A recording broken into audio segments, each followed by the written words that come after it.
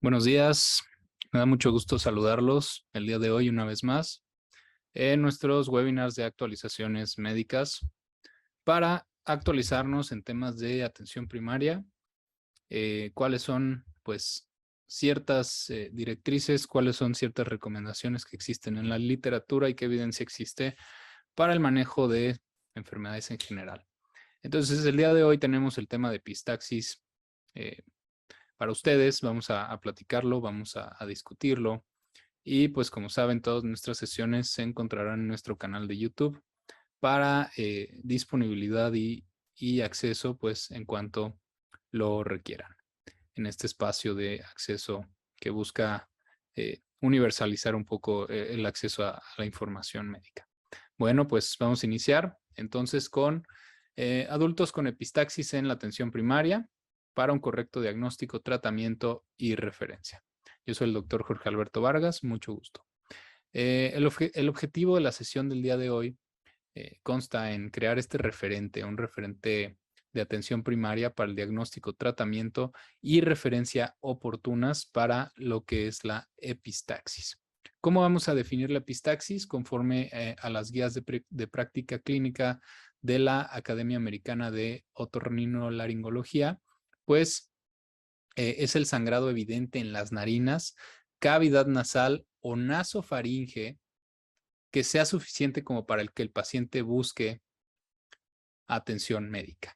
Sabemos que la epistaxis es un padecimiento que en su mayoría va a ser autolimitado, un padecimiento que no va a requerir de un manejo sea ambulatorio o sea hospitalario, ya que la gran mayoría de los pacientes pues van a ceder por sí solos. Entonces, solamente el 6% de los pacientes con epistaxis van a llegar a alguna unidad médica a solicitar atención y es un padecimiento que tiene una prevalencia bimodal.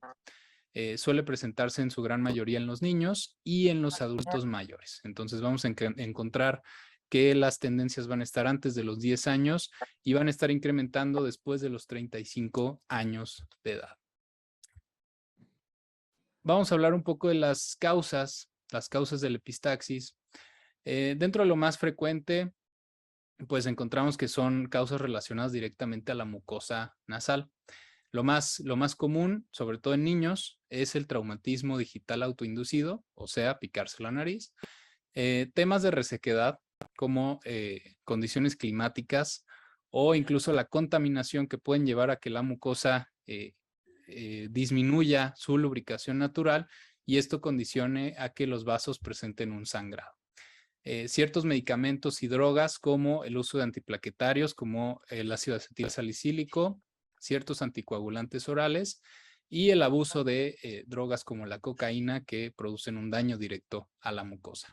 También el antecedente de rinitis y rinosinusitis está asociado mucho a episodios de epistaxis y tenemos otros padecimientos o otras enfermedades de base que podrían estar relacionadas, como ciertos padecimientos tumorales directamente sobre la cavidad nasal, procedimientos quirúrgicos previos de los pacientes, temas vasculares propiamente relacionados a alguna patología vascular relacionada directamente a la vasculatura que veremos más adelante, y patología sistémica. El 5 al 10% de los pacientes con epistaxis van a tener alguna patología sistémica subyacente, dentro de las cuales destaca la trombocitopenia inmune en el 90% de estos casos.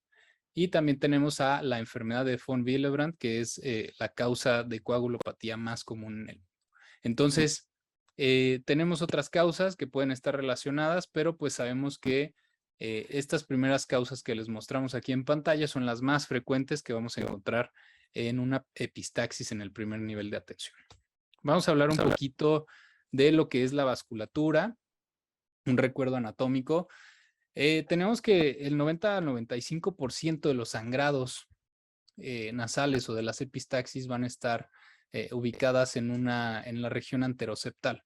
Esto va a ser en el plexo de Kieselbach, dentro del cual se encuentra el área de Dill, y esto va a estar principalmente irrigado por ramas tanto de la carótida externa, principalmente lo que es la labial superior, Y por parte de la carótida interna tenemos a la rama esfenopalatina, a la palatina mayor y a las etmoidales anterior y posterior que van a estar brindando irrigación en esta zona. Y tenemos también en los casos de epistaxis posterior a lo que es el plexo de Woodruff, que principalmente está relacionado a la rama esfenopalatina de la arteria maxilar y a ciertas ramas de lo que es la palatina mayor. Entonces, esto es lo más importante a considerar en este padecimiento, lo que es la vasculatura, sobre todo a nivel septal. En la parte derecha de la imagen vemos un poco de lo que es la irrigación a nivel lateral, de lo que es la pared nasal, pero vamos, estos dos plexos siempre serán muy característicos y presentado, como les digo, de forma anteroseptal en el 90-95% de los casos. Entonces, vamos a entrar un poquito al manejo general, siendo muy pragmáticos, muy directos. ¿A qué vamos, no? ¿Cuál es el tema? ¿Cómo vamos a iniciar nuestro protocolo diagnóstico, nuestro trabajo con estos pacientes? E iremos puntualizando ciertas actividades o que son cosas específicas, vamos. Entonces, primero que nada, como cualquier paciente, vamos a recibirlo con una evaluación primaria, buscando ciertos datos de alarma, ciertas alteraciones en cuanto a su estabilidad hemodinámica, en cuanto a temas neurológicos con una evaluación CAB, como sabemos con los adultos. Y es muy importante que también pidamos ayuda, sea por parte del paciente, si es que está en buenas condiciones, o por parte de alguna persona, sea personal de salud o sea algún acompañante del paciente, pues que nos apoye, sobre todo cuando no estamos en un ámbito urbano. Vamos a ser, van a ser muy partícipes las personas que sean del componente comunitario. Entonces, por parte de la persona que nos esté apoyando, le vamos a pedir que nos apoye a aplicar presión en ambas alas nasales, como vemos en la imagen.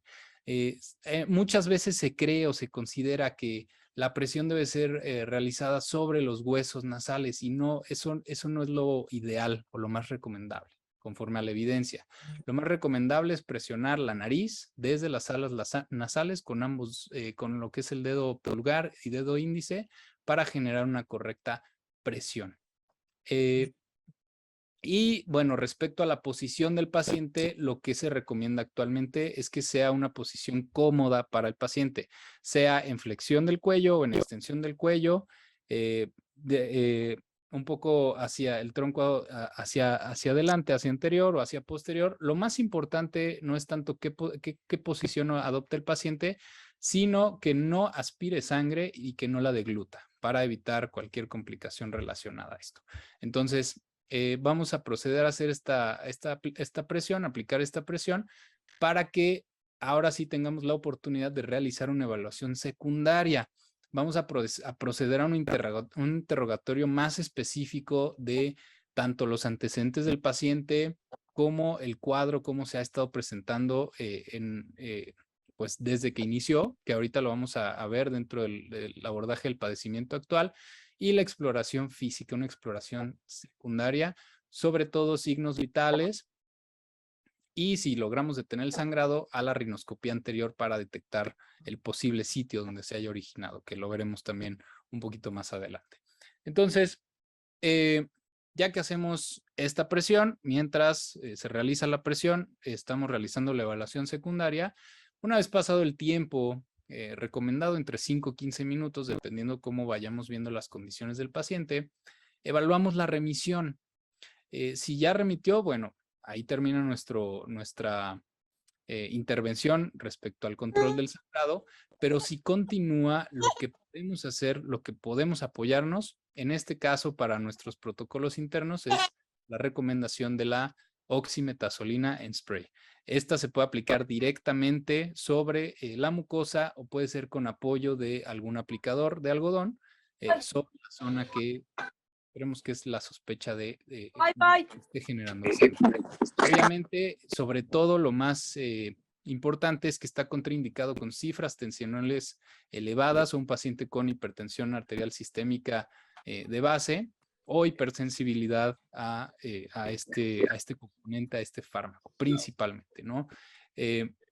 Aquí, una vez aplicando este fármaco, vamos a realizar presión una vez más y vamos a evaluar. ¿Remitió o no remitió?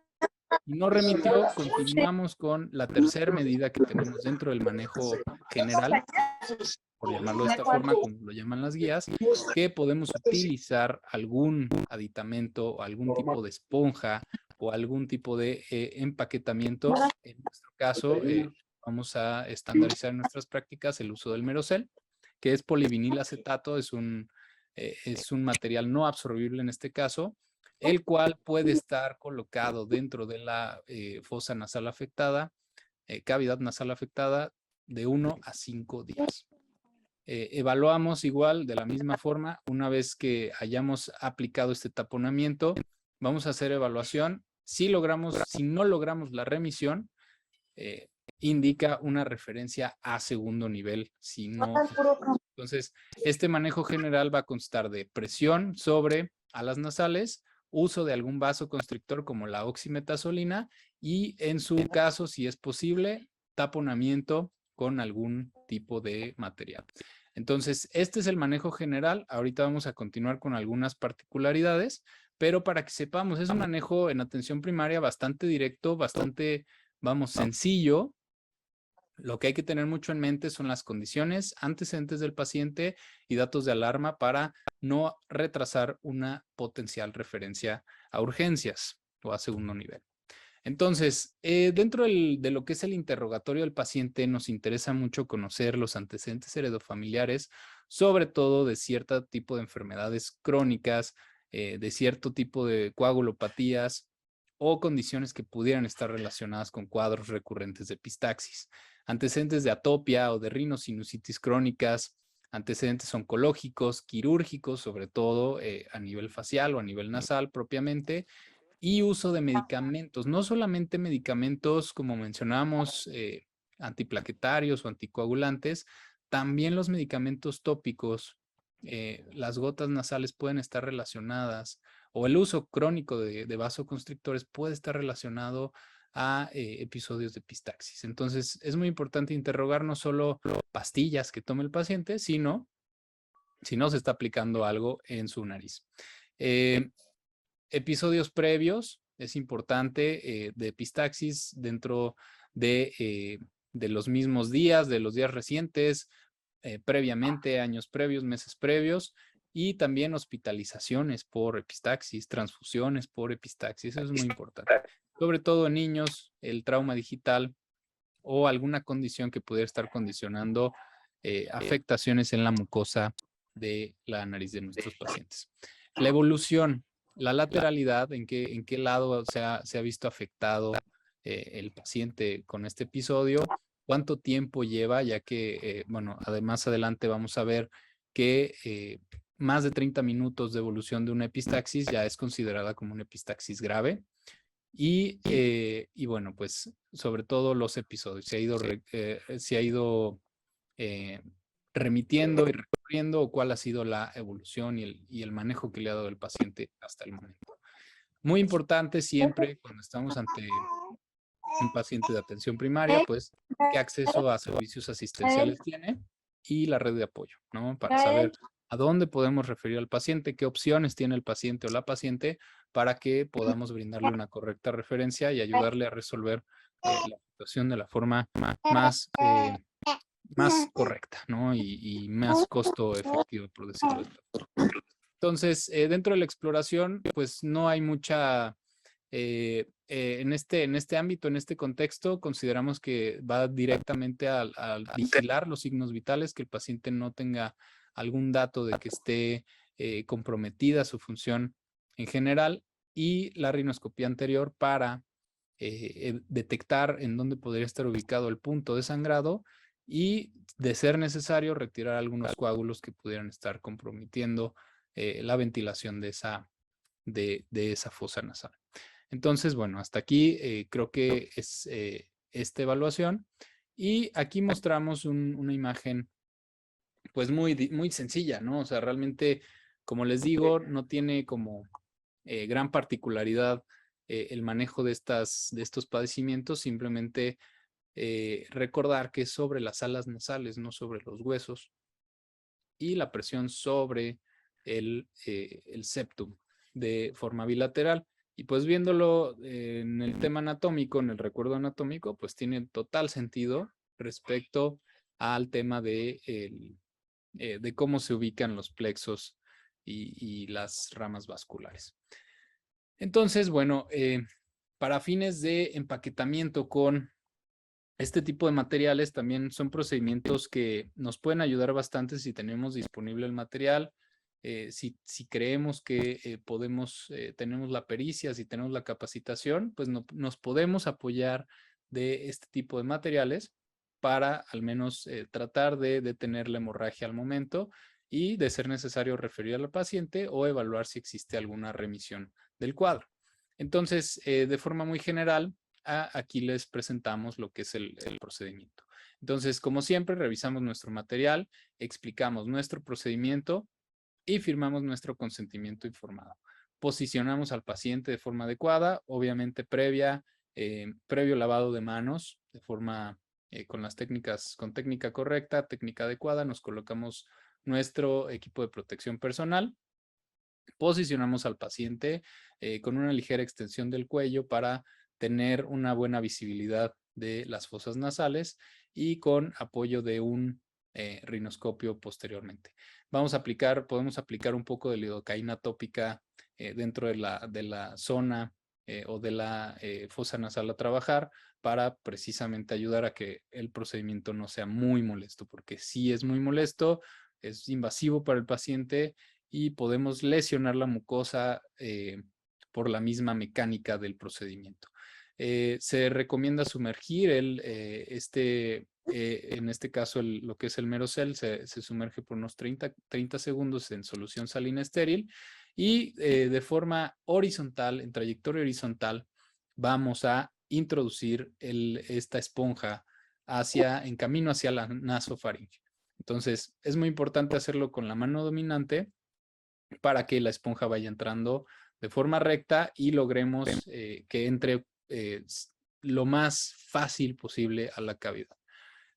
Vigilamos que haya una colocación adecuada del material y, de ser necesario, algún tipo de fijación para ayudar al paciente a que pues tenga la mayor comodidad y el procedimiento termine de forma correcta. De ser necesaria, prescripción de analgesia.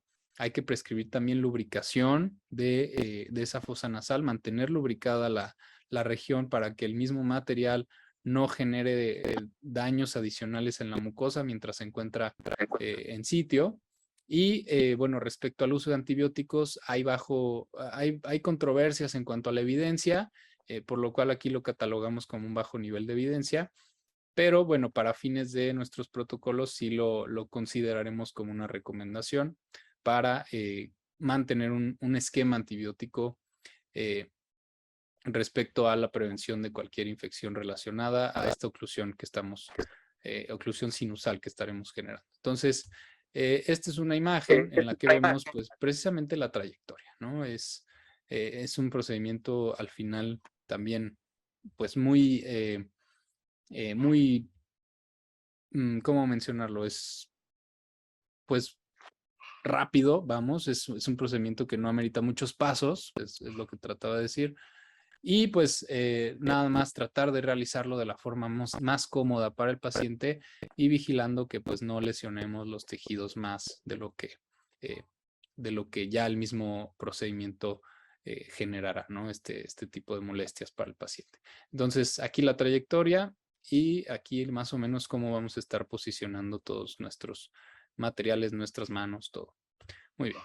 Entonces, criterios de referencia para los pacientes. Esto es bien importante porque aquí sí tenemos que estar muy, muy, muy atentos y atentas.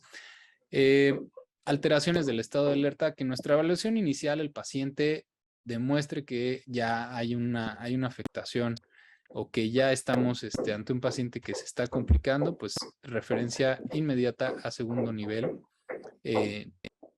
Para no quitarle mayor tiempo posible, que dentro de las cuales encontramos esta alteración del estado de alerta o cualquier alteración en los signos vitales que demuestren una inestabilidad hemodinámica.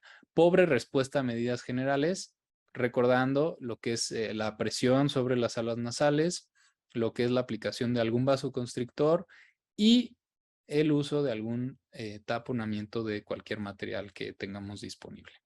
Los casos de epistaxis recurrentes también son una indicación para referencia a segundo nivel. Y la epistaxis grave, de forma alegórica, se le define como una duración de epistaxis mayor a 30 minutos, una recurrencia constante dentro del mismo cuadro. Es muy importante, como les digo, dentro de los antecedentes hay que poner mucha atención a pacientes con un antecedente de hospitalización por esta causa, transfusiones por esta causa o 3 o más episodios recientes, ¿no? En casos, por ejemplo, de lo que es la etiología tumoral, que es una de las causas de epistaxis recurrentes, hay que estar muy pendientes de datos como obstrucción nasal, unilateral sobre todo, rinorrea, dolor facial y algunos datos de neuropatías de algún par craneal. Entonces, siempre tener anotados, tener en mente estos datos, porque sí van a ser un parteaguas para el manejo que le estamos brindando a nuestro paciente. ¿Cuál es el pronóstico? Como bien mencionábamos, muchos no llegan al hospital porque remiten por sí solos. Y de los que llegan a un primer nivel de atención, el 90% van a responder a medidas generales. Entonces, es una patología en general de buen pronóstico que cuando vemos que no responde, pues será de la mano de algún área de especialidad, en este caso otorrinolaringología, que pues apoyará a recibir estos pacientes y brindarles un correcto protocolo de estudio. ¿Cómo vamos bueno, en cuanto a nuestras directrices, vamos a plantear un seguimiento cuando se realiza un taponamiento de lo que es la cavidad a las 24 horas para vigilar la evolución del paciente, algún dato de alarma, y a las 48 a 72 horas para empezar a valorar el retiro del taponamiento, recordando que no debe de estar más de 5 días en cavidad. Cuando no requieren un taponamiento, cuando no tienen mayor dato relevante, pues pueden quedar con su cita abierta en caso de recurrencia o en caso de alguna situación que pudiera meritar una visita a la clínica. Hasta aquí vamos con el manejo de la epistaxis. Vamos a mostrarles nuestro algoritmo diagnóstico y, bueno, nuestro algoritmo de trabajo interno como referencia para primer nivel de atención. Entonces, a manera de resumen, ¿no?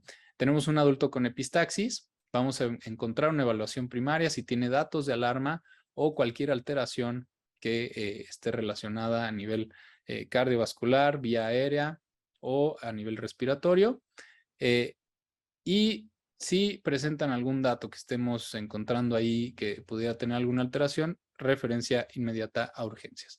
De lo contrario, vamos a empezar con solicitar apoyo de alguna otra persona, sea el paciente, sea algún testigo presente, y comenzando con una compresión de las alas nasales.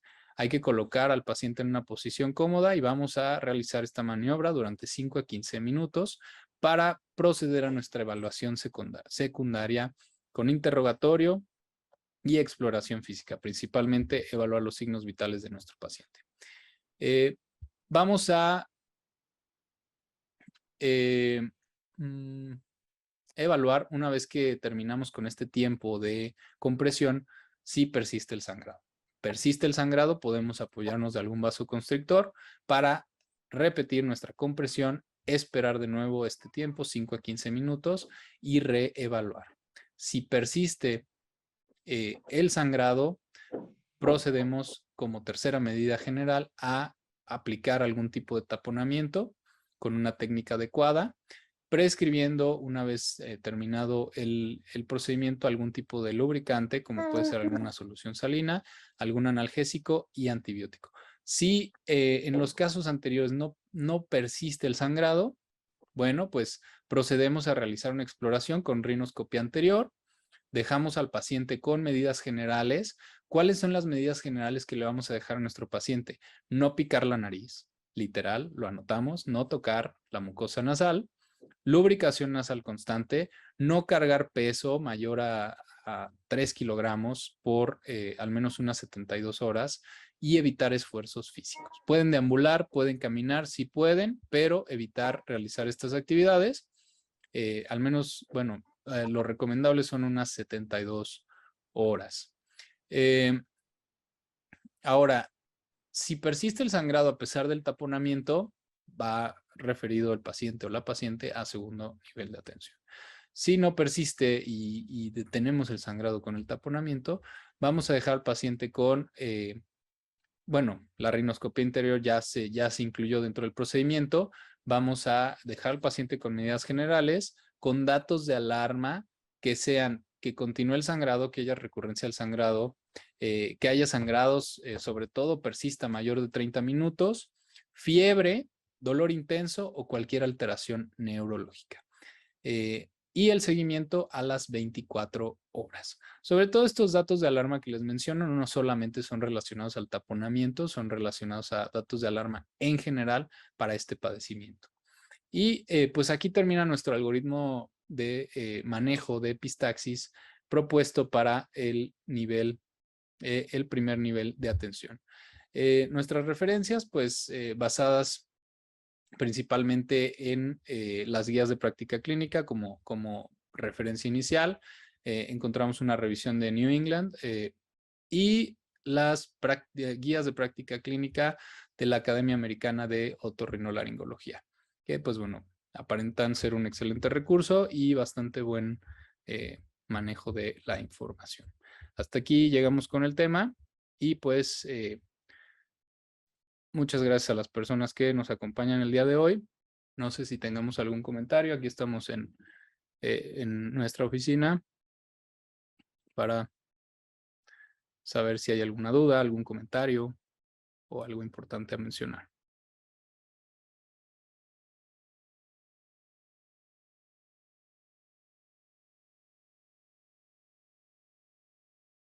¿Algún comentario?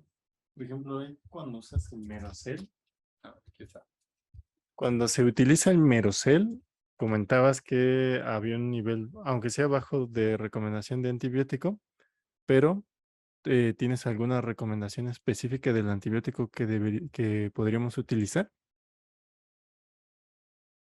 Bueno, de forma regular, la recomendación puede ser con algún macrólido, sobre todo por la acción que tienen a nivel respiratorio en la mucosa o en el epitelio respiratorio, como puede ser un esquema de acitromicina o de claritromicina. La primera dosis es de 500 miligramos vía oral y a las 24 horas continuamos, pero con 250 miligramos para terminar 5 días de tratamiento.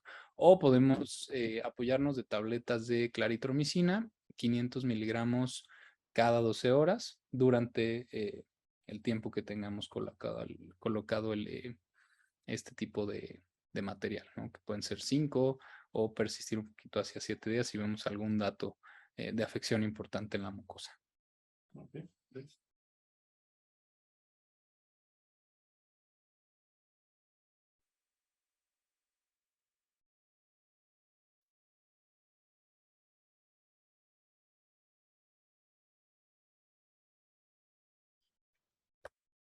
Muy bien, entonces vamos a cerrar sesión. Segundo.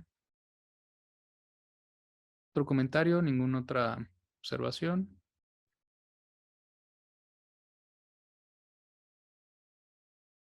Excelente, muchas gracias. Pues bueno, entonces, como siempre, gracias a las personas que nos acompañan aquí en sitio y quienes se conectan para escuchar un poco de nuestras revisiones. Y bueno, este video podrá estar disponible para ustedes en nuestro canal de YouTube. No olviden seguirnos en redes sociales. El objetivo más importante para nosotros es crear un espacio de acceso a información, un espacio de actualización donde exista una buena realimentación de nuestros colegas y que podamos compartir y aprovechar para el bien de nuestras y nuestros pacientes.